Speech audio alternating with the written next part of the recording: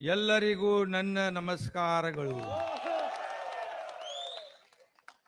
छत्रपति शिवाजी महाराज की, भारत माता की वंदे।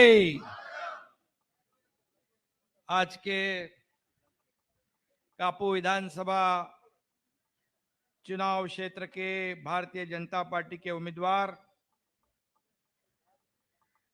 गुरमे सुरेश शेट्टी, इनके प्रचार में उपस्थित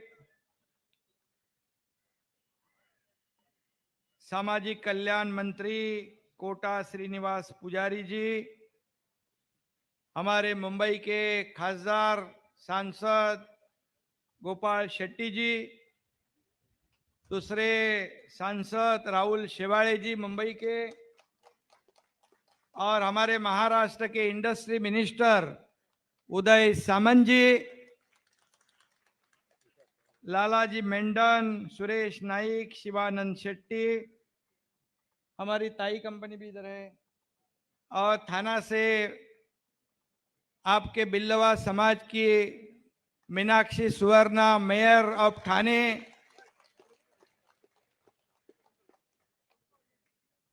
हमारे नरेश मस्के जी, सभी यहाँ पर उपस्थित सभी लोग, भारतीय जनता पार्टी के सभी पदाधिकारी, और इतने कड़ी धूप में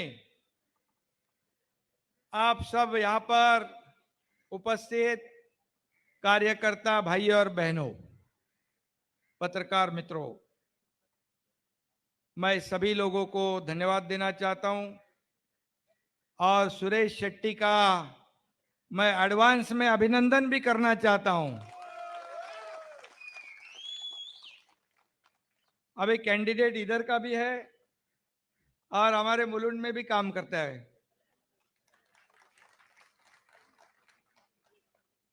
ऐसा देखेंगे तो महाराष्ट्र और कर्नाटक का रिश्ता बहुत पुराना है।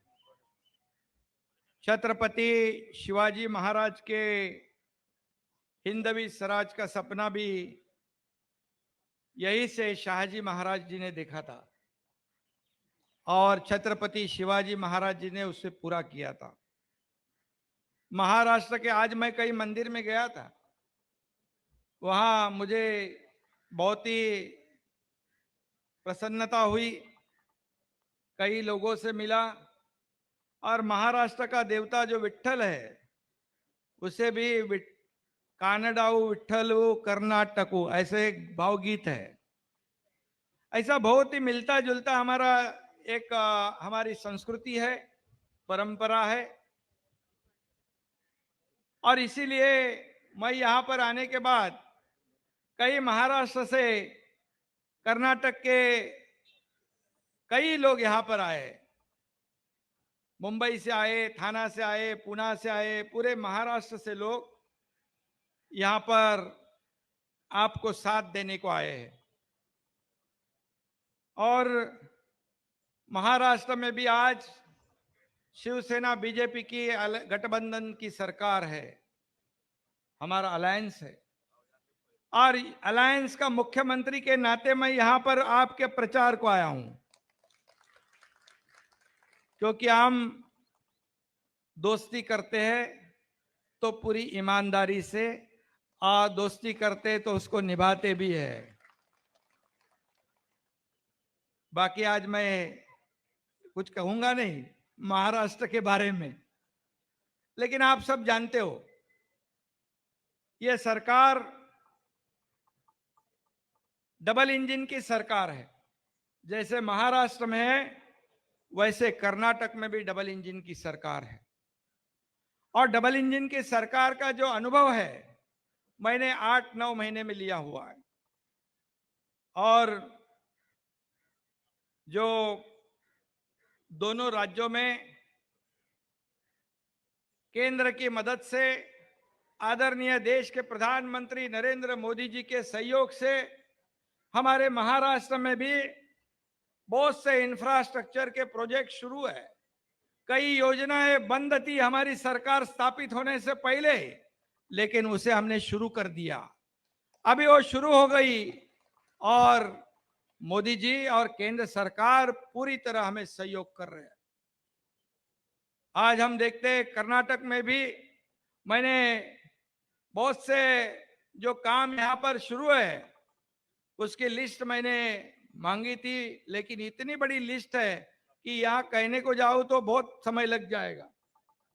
ये फायदा इसी बात का है कि केंद्र और राज्य में एक ही विचार वाली सरकार स्थापित होती है तो राज्य को बहुत फायदा होता है। और इसलिए मुझे विश्वास है कि आने वाले 10 तारीख को ये कर्नाटक की जनता जो है फिर एक बार 5 साल के लिए डबल इंजन की सरकार जरूर लाएगी और इसमें सुरेश शेट्टी भी होंगे आप सब लोगों की तरफ से। लेकिन मैं इतना ही कहूंगा कि चुनाव में तो डेवलपमेंट पे बात होनी चाहिए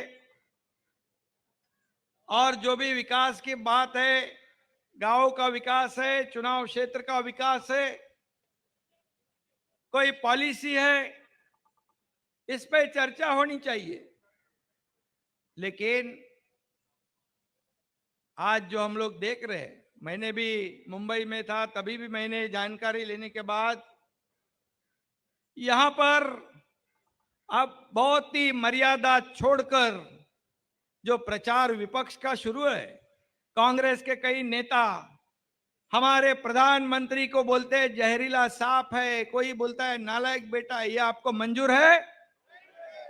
इनको जवाब देंगे 10 तारीख को, क्योंकि हमारे देश के प्रधानमंत्री इन्होंने इस देश की अर्थव्यवस्था को इतनी ऊंचाई पर ले रखा है कि कई बड़े देशों की अर्थव्यवस्था भी डगमगा गई है। फिर भी हमारे भारत की अर्थव्यवस्था 11वें नंबर से 5वें नंबर पर लाने का काम हमारे प्रधानमंत्री जी ने किया। हमारे देश का नाम पूरी दुनिया में रोशन उन्होंने किया है। जहां भी जाते हैं, मैं आपको एक ही एग्जांपल दूंगा। मैं दावोस जब गया था एक वर्ल्ड इकोनॉमिक फोरम में स्विट्जरलैंड में, महाराष्ट्र ने 1,37,000 करोड़ के एमओयू साइन किए और उस वक्त सभी देशों के प्रमुख लोग थे। उन्होंने पूछा मुझे, मोदी जी केंद्र सरकार से आपके कैसे संबंध है? क्योंकि जो इंडस्ट्री आती है वो उसको एश्योरेंस लगता है, उसको सहूलियत चाहिए, उनको मदद चाहिए। तो मैंने कहा कि हमारा डबल इंजन का सरकार है, आप बिल्कुल आइए, आपका हम स्वागत करेंगे, आपको सब सुविधा देंगे, क्योंकि प्रधानमंत्री जी के ऊपर पूरे दुनिया भर के सभी देश के लोगों को विश्वास है, भरोसा है। और ये हमारे लिए बहुत बड़ी बात है। आज प्रधानमंत्री जी सिर्फ हमारे देश में नहीं बल्कि दुनिया में नंबर 1 पे है लोकप्रियता में, पॉपुलैरिटी में। G20 का प्रेसिडेंटशिप हमारे देश को मिला है, यह भी हमारे पूरे देशवासियों के लिए गौरव की बात है, अभिमान की बात है। और ऐसे प्रधानमंत्री जी को आप क्या क्या कहते हो? मौत का सौदागर, चौकीदार चोर। वो गुजरात में तो बहुत ही नीचता की हद पार कर दी, पिछड़े जाति को गाली देने का काम किया। लेकिन मैं इतना ही कहूंगा कि जब उनके ऊपर आरोप लगे तो आरोपों का उत्तर मोदी जी ने नहीं दिया, बदला भी नहीं लिया। लेकिन जब जब प्रधानमंत्री जी के ऊपर आरोप लगाया तो इस देश के जनता ने बदला लिया और कांग्रेस के 400 सीट के एक बार आए थे चुनकर, वो सीधे 40 पर आ गए। और ऐसा ही करेंगे तो मुझे लगता है 40 का अगला जीरो भी निकल जाएगा। और इसलिए मैं इतना ही कहूंगा, देश के प्रति जितनी निष्ठा, देशभक्ति, राष्ट्रभक्ति। अभी कई लोग कहते हैं कि मोदी जी का परिवार पूछते हैं। अरे मोदी जी का परिवार तो पूरा देश है, सभी हम उनके परिवार के हैं।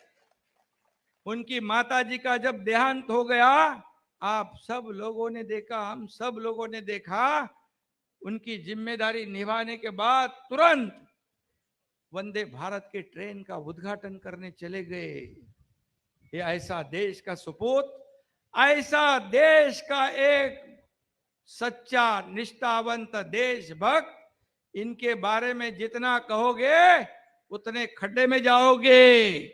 और ये चुनाव में भी कर्नाटक की जनता 10 तारीख को ये अपमान का बदला लेगे कि नहीं?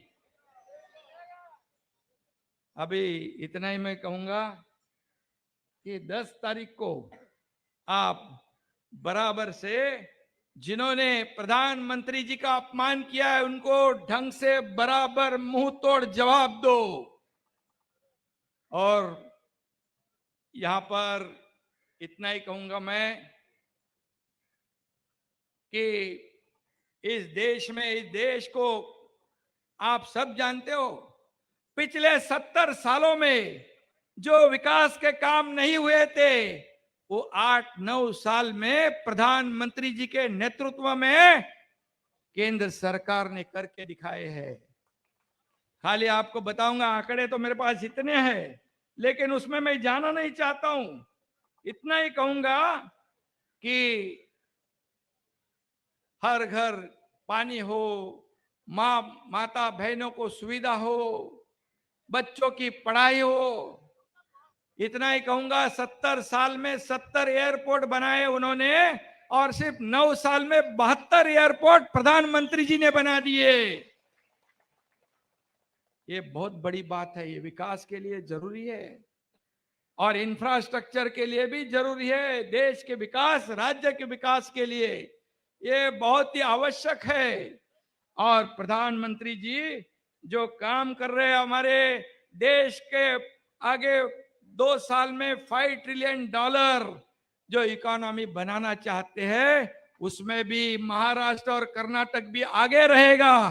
क्योंकि मैंने कल आंकड़े देखे, गोपाल भाई, जीएसटी 1,87,000 महाराष्ट्र का और सेकंड नंबर कर्नाटक का था। और इसलिए डबल इंजन सरकार की हमें जरूरत है। समाज के गरीब पिछड़े वर्ग के लिए ये जरूरी है। कांग्रेस गरीब को गरीब रखना चाहती है ताकि उसके सामने हाथ जोड़ के खड़े रहे, लेकिन मोदी जी ने इस गरीब को सुविधा देने का काम किया है, उनके जीवन में बदलाव लाने का काम किया है, उनके जीवन में सुख, समाधान, खुशियां लाने का काम किया है। और इसीलिए कल और परसों का जो रोड शो आपने देखा है, लाखों लोग उसमें जुड़ गए थे। लाखों कर्नाटक के, बेंगलोर के सभी लोग आए थे। ये हमारे लिए बहुत बड़ी बात है। और इसीलिए हमेशा भारतीय जनता पार्टी में कार्यकर्ता की वैल्यू होती है। आज यह गोपाल शेट्टी है। भारतीय जनता पार्टी और शिवसेना कोई जाति पाति नहीं देखती। उनका समाज बंट समाज होगा, और किसी का पुजारी होगा, किसी का हमारे फिशरमैन होगा। ये भी फिशरमैन बराबर ना, हमारे पास भी फिशरमैन बहुत है महाराष्ट्र में। और हमारी मीनाक्षी सुवर्णा, उनका इधर का नाम, वो भी कौन सा, बिल्वा, उनको first citizen of Thane mayor बनाया, तभी उनकी जाति नहीं पूछी हमने। मुंबई के करीब ठाणा बड़ा शहर है, और इसलिए जाति पाति की राजनीति बिल्कुल हम लोग करते नहीं। और इतना ही करते हैं कि भारतीय जनता पार्टी की जो नीति है, नेशन फर्स्ट, कुछ भी हो जाए नेशन फर्स्ट।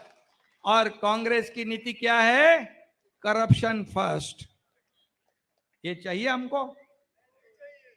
और इसलिए अभी मैं इतना ही कहूंगा कि आज आपके पास मौका आया है, इस मौके का फायदा आपको उठाना है और यहां मोदी जी का हाथ मजबूत करना है, जिन्होंने राम मंदिर को भी विरोध किया और अभी बजरंग बली को भी विरोध कर रहे हैं। बराबर है। अभी बजरंग दल को कैसे आप बैन करना चाहते हो? वो एक देशभक्त पार्टी है, आरएसएस देशभक्त पार्टी है। जब भी संकट आता है, कोई भी कुछ भी आपत्ति आती है, कोविड आता है, तो ये पहले दौड़ के जाते हैं खुद की जान जोखिम में डाल के दूसरों की जान बचाने के लिए। तो जो देशद्रोही पार्टी है, जो इस संगठन है, उसके साथ कैसा इसकी तुलना कर सकते हो? और आप जानते हो कि बजरंग बली क्या क्या कर सकता है? बजरंग बली ये कांग्रेस का भ्रष्टाचार पूरा जलाकर खाक कर सकता है। और इसलिए मैं इतना ही कहूंगा कि हमारे इस कर्नाटक में मोदी जी के नेतृत्व में जो प्रचार शुरू है, ये प्रचार अभी आखिरी स्टेज पर है। मुझे इतना ही कहना है, गोपाल शेट्टी तो तुम्हें बरेच दिवस इकडे आलेत ना, बहुत दिन से यहाँ पर रुके हैं, और जितने भी यहाँ के लोग मुंबई में, महाराष्ट्र में हैं, कोविड में भी आपके सभी लोगों ने अच्छा काम किया, सब लोगों को मदद करने का काम किया, खाना खिलाने का काम किया है। अरे सगळ्यांनी मदत केली। और इसलिए जो लोग आए हैं वहां पर, मैं आने वाला यहाँ पर मालूम पड़ा तो वहां पर तुरंत मुंबई में सब मीटिंग शुरू हो गई। सभी कर्नाटक के जितने भी समाज है, ये सभी लोग इकट्ठा हो गए। शिंदे साहब आप जा रहे तो हम भी हमारे गांव में जाते हैं, हमारे वोटर को बोलते हैं कि भारतीय जनता पार्टी को वोट करो, क्योंकि हमेशा एकनाथ शिंदे आपके सुख दुख में खड़ा रहने वाला व्यक्ति है। कभी भी आधी रात को भी जरूरत पड़े तो ये मुख्यमंत्री नहीं, ये कार्यकर्ता के रूप में आपके साथ खड़ा है। और इसलिए मेरी आपसे विनती है, मैं शिवसेना भाजपा का मुख्यमंत्री के हैसियत से, नाते से यहां पर आया हूं आपको रिक्वेस्ट करने के लिए, निवेदन करने के लिए कि इस बार हमारे सुरेश शेट्टी को तो जिताइए, लेकिन इतने जितने जिले में पूरी सीट है सबको विजयी बनाइए। भारतीय जनता पार्टी की पूरी यहां पर सभी सीटें आनी चाहिए, ऐसी कोशिश करो। अपने सभी लोगों को बोलो कि इस बार, अब की बार फिर भाजपा सरकार, ऐसा हमें करना है। ये बारी बीजेपी पूर्ण बहुमत सरकार भरलेबेकू। थोड़ा थोड़ा गोपाल भाई बराबर है ना? नेक्स्ट टाइम आएगा तो पूरा भाषण इसमें करूंगा मैं। और मैं आप सभी लोगों को धन्यवाद देना चाहता हूं कि मुझे दूसरी जगह भी प्रचार को जाना है। इतना ही कहूंगा, 10 तारीख को आप बहुत ही सजग रहकर भारतीय जनता पार्टी के जहां जहां कैंडिडेट है, निशानी कमल का फूल है, उसमें बटन दबाइए और भारतीय जनता पार्टी को कर्नाटक में पूरी तरह मेजॉरिटी से, बहुमत से फिर विजयी बनाइए। जय, धन्यवाद। भारत माता की, भारत माता की, वंदे वंदे। धन्यवाद।